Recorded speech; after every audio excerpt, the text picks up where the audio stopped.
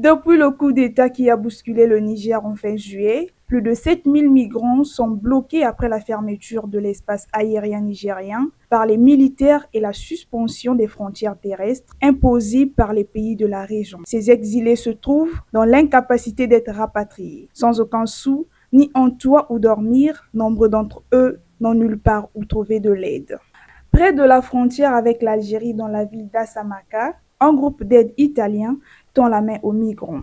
Depuis le coup d'État, 1300 personnes supplémentaires sont entrées dans son centre en essayant de rentrer chez elles.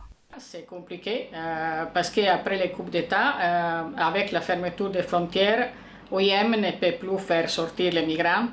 Et pour nous, si cette situation continue pour un mois, on aura des difficultés à maintenir les services actuels que nous sommes en train de donner aux migrants, comme l'eau, la nourriture, l'abri et la protection. Et on espère que cette situation puisse se résoudre rapidement. Le Niger, une voie accessible pour les personnes issues d'Afrique subsaharienne, tentant de rejoindre la Libye en partance pour la traversée de la Méditerranée vers l'Europe, ainsi que ceux qui rentrent chez eux avec l'aide des Nations Unies. Les conditions de vie de ces exilés se dégradent de plus en plus dans le pays, ce qui les pousse à vouloir regagner leur nation d'origine. Afin d'empêcher le flux des migrants, le Niger est un partenaire clé de l'Union européenne.